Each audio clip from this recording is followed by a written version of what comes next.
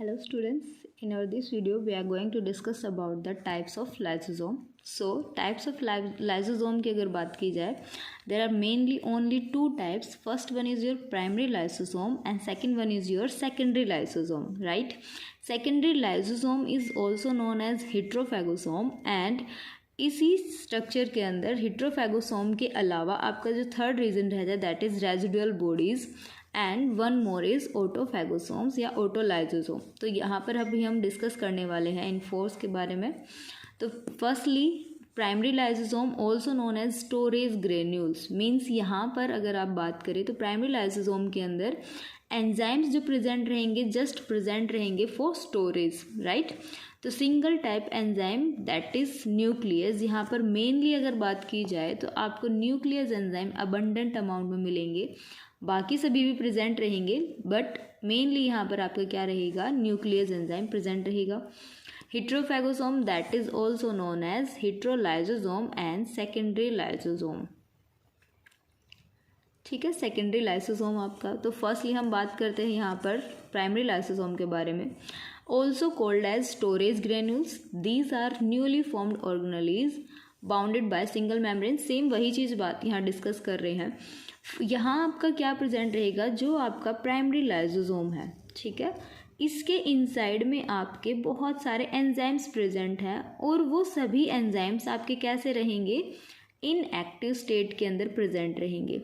उनका एक्टिवेशन नहीं होगा. सारे के सारे एंजाइम जो भी यहाँ हैं वो सभी कैसे रहेंगे, आपके इनएक्टिव स्टेट के अंदर रहेंगे, किसी भी सेल का डाइजेशन नहीं करेंगे. ठीक है, ओके. नेक्स्ट की अगर बात की जाए that is next will be your heterophagosome. Heterophagosome में आप क्या देख रहे हैं कि जस्ट या फिर आप क्या कह रहे हैं इसे सेकेंडरी लाइसोसोम.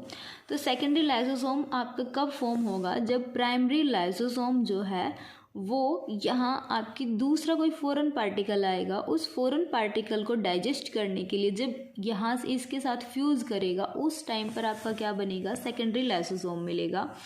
तो आप इसको समझ सकते हैं बाय एक diagram that is, so the diagram is here. Firstly अगर बात की जाए कि लाइसोसोम प्राइमरी लाइसोसोम आपका कैसे फॉर्म हुआ, here you can see that nucleus surrounded by nuclear membrane and surrounding the nucleus there are ER present, that is endoplasmic reticulum. and endoplasmic reticulum से next आपके क्या प्रेजेंट रहेंगे, Golgi region present रहेंगे, Golgi bodies present रहेंगे. तो यहाँ जब ER से जो वेसिकल अराइज हुई that is pass on through Golgi body and Golgi bodies से वो पास होके आपके वेसिकल्स जो हैं किसकी फॉर्मेशन करेंगे, प्राइमरी लाइसोसोम की, राइट. अब प्राइमरी लाइसोसोम के अंदर आपके क्या प्रेजेंट हो गए, बहुत सारे एंजाइम्स प्रेजेंट है but all are inactive state. अब होगा क्या, यहाँ पर जो फॉरेन पार्टिकल है that is bacteria, bacteria is your foreign particle.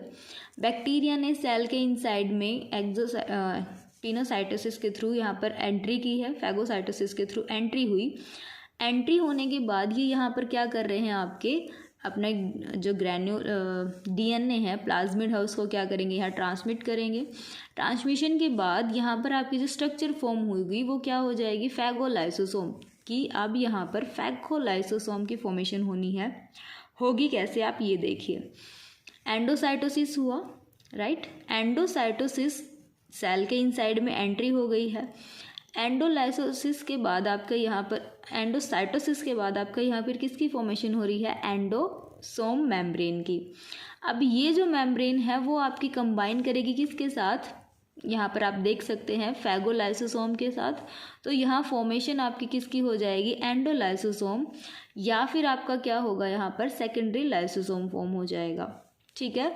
अब सेकेंडरी लाइसोसोम में जितने भी एंजाइम्स थे वो आपके क्या हो जाएंगे, एक्टिव हो जाएंगे. एक्टिव होते ही यहाँ पर आपकी क्या हो जाएगी, फॉर्मेशन मतलब डाइजेशन हो जाएगा. एंजाइम्स जैसे ही एक्टिव हुए सारे के सारा जो फूड मटेरियल था या जो भी आपका सेल के इनसाइड में फॉरेन पार्टिकल आया था उसका क्या हो जाएगा, डाइजेशन हो जाएगा. देखिए नॉर्मली अगर हम इसको डायरेक्टली समझे, प्राइमरी लाइसोसोम आपके फॉर्म हो गए हैं, ठीक है. प्राइमरी लाइसोसोम आपका फॉर्म हुआ SCR से होते हुए आपका गया गोल्जी में, और गोल्जी से फिर यहाँ पर आपकी किसकी फॉर्मेशन हो गई, प्राइमरी लाइसोसोम. जितने भी एंजाइम थे वो सभी आपके कैसे हैं, इनएक्टिव स्टेट में है. अब होगा क्या यहाँ पर, जब सेल के इनसाइड में कोई फॉरेन पार्टिकल एंट्री किया, फॉरेन पार्टिकल जब सेल में एंट्री करेगा तो वो यहाँ पर फॉर्मेशन करता है एंडोसोम की, राइट। अब ये एंडोसोम जब प्राइमरी लाइसोसोम के साथ कंबाइन होगी तो ये फॉर्म कर देती है यहाँ पर एंडोलाइसोसोम, ठीक है। तो जैसे ही यहाँ पर प्राइमरी के साथ कंबाइन हुई आपका एंडोसोम तो प्राइमरी लाइसोसोम फॉर्म हो गया। अब लाइसोसोम जब फॉर्म हुआ तो अब यहाँ पर ये क्या बन गई आपकी सेकेंडरी लाइसोसोम, ठीक है। यही स्ट्रक्चर आपकी क्या है, सेकेंडरी लाइसोसोम। और सेकेंडरी लाइसोसोम में जितने भी एंजाइम होंगे अब वो कैसे रहेंगे, आपके एक्टिव स्टेट में रहेंगे। अब इनके एक्टिवेशन की वजह से क्या हो जाएगा कि सारा का सारा जो भी फॉरेन पार्टिकल एंट्री किया था वो क्या कर जाएगा, आपका डाइजेस्ट हो जाएगा। क्लियर। तो ये आपका है सेकेंडरी लाइसोसोम के बारे में, दैट इज हेट्रोफैगोसोम। हेट्रो मीन्स आप क्या कह रहे हैं, डिफरेंट, ठीक है। कोई बाहर से आया है सेल के इनसाइड में, किसी बाहर वाले ने एंट्री की है, अब उसका क्या करना है, उन्हें ख़त्म करना है उसे, ठीक है। तो ये हो गया। अब नेक्स्ट जो आपका थर्ड वन जो आपका, अच्छा इसी के अंदर समझ लीजिए कि जो ये आपका डाइजेशन चला है हेट्रोफैगोसोम के थ्रू, जो डाइजेशन हुआ है that digestion may be completed और इनकम्प्लीटेड। अगर कंप्लीटेड है दैट्स ओके हेट्रोफैगोसोम, लेकिन अगर फूड पार्टिकल आपका डाइजेस्ट कंप्लीट नहीं हुआ है, मतलब कि जो यहाँ आपका डाइजेशन चल रहा था वो आपका कंप्लीट नहीं हुआ है, तो उस टाइम पर जो अनडाइजेस्टेड फूड रहेगा वो आपका क्या रहेगा, रेजिडुअल बॉडीज रहेंगे, ठीक है। अगर फूड का डाइजेशन कंप्लीट नहीं है that will form residual bodies. अगर कंप्लीट डाइजेशन है that will expel out through the cell by faecal matter, ठीक है।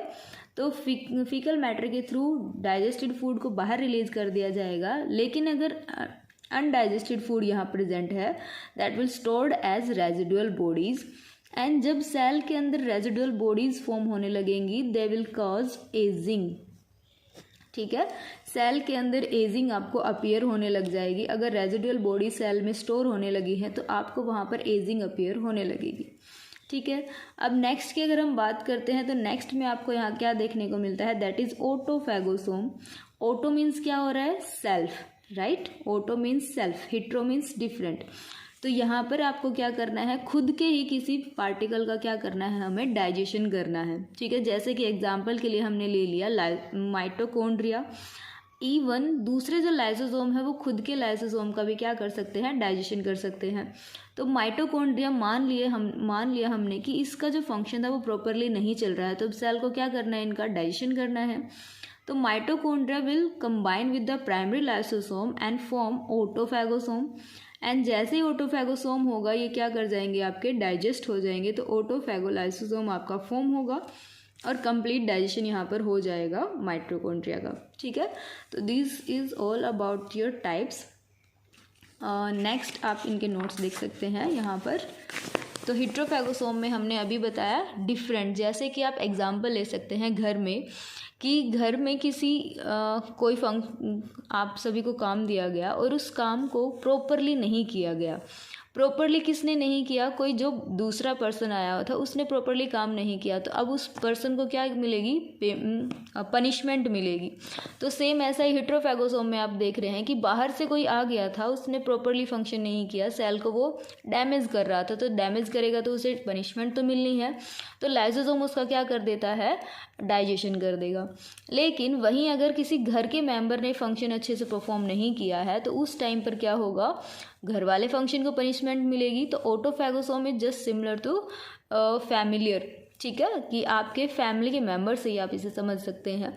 तो ये आपका हो जाएगा ऑटोफैगोसोम। देख सकते हैं, form by the fusion of primary lysosome with vacuoles and containing intracellular substances. यहाँ पर आपके इंट्रासेलुलर सब्सटेंसेस रहेंगे, लाइक माइटोकॉन्ड्रिया हो सकता है, राइबोसोम हो सकते हैं, परऑक्सीसोम हो सकते हैं, लाइसोसोम खुद भी हो सकता है, ठीक है। तो ऑटोफैगी जो है आपके बहुत सारे मेथड से हो सकती है, lysosome appear to be flow around the cell structure. Lysosome खुद ही उस सेल के सराउंडिंग में क्या करेगा, एक सर्कल सा बनाएगा, चारों ओर उसे रोटेट करने लगेगा और उस सेल को एनगल्फ कर लेगा, इनसाइड में डाइजेशन कर देगा। या फिर क्या कर सकता है, इनर मेम्ब्रेन को ब्रेक कर देगा और जो सारे एंजाइम्स थे वो सारे के सारे क्या कर जाएंगे, सेल के इनसाइड में एंट्री करने लग जाएंगे। अब सेल में जब लाइसोसोम के एंजाइम्स एंट्री करेंगे तो वो तो अपना फंक्शन परफॉर्म करेंगे और सेल को डाइजेस्ट कर देंगे। दूसरे केसेस में आप क्या देख सकते हैं, organelle is to be digested first by SCR and forming a vesicle. Firstly आपका क्या हो सकता है, एससीआर अपनी वेसिकल के थ्रू उसको क्या करे, डाइजेस्ट करे और फिर वेसिकल की फॉर्मेशन करे and then vesicle will fuse with the lysosome and digestion take place, right. Lysosome के इनसाइड में कुछ आपके क्या रहेंगे, regularly engulf bits of cytosol. जो लाइसोसोम है वो साइटोसोल में जो छोटे छोटे बिट्स प्रेजेंट हैं उनको एनगल्फ करता रहता है, डाइजेस्ट करता रहेगा। तो उन्हें हम क्या कह रहे हैं, माइक्रो ऑटोफैगी, क्योंकि ऑटोफैगी खुद के ही सेल के साइटोसोल के जो छोटे छोटे बिट्स हैं उनको डाइजेस्ट करे, तो ऑटोफैगी हो गया। माइक्रो मीन्स स्मॉल स्मॉल, ठीक है। And next is residual bodies, जो कि आपको बताया गया था। Formed in if the digestion inside the food vacuole is incomplete. जो फूड आपका डाइजेशन चल रहा है अगर वो इनकम्प्लीट है तो वहाँ पर क्या बनेंगे, आपके रेजिडुअल बॉडीज फॉर्म हो जाएंगी। These undigested food materials vacuoles are called as residual bodies. Some cases में आप क्या देख रहे हैं कि जो अनवांटेड आपका वेस्ट है वो एलिमिनेट कर दिया जाता है by defecation, while in some या अदर्स की बात की जाए, these bodies remain for a long time, results in ageing of cell, ठीक है। सेल के इनसाइड में बहुत टाइम तक रह जाएंगी तो रेस्पॉन्सिबल रहेंगी आपके एजिंग ऑफ सेल के लिए। तो so this is your all types of lysosome. Next video will be about the functions of lysosome. Okay, bye bye.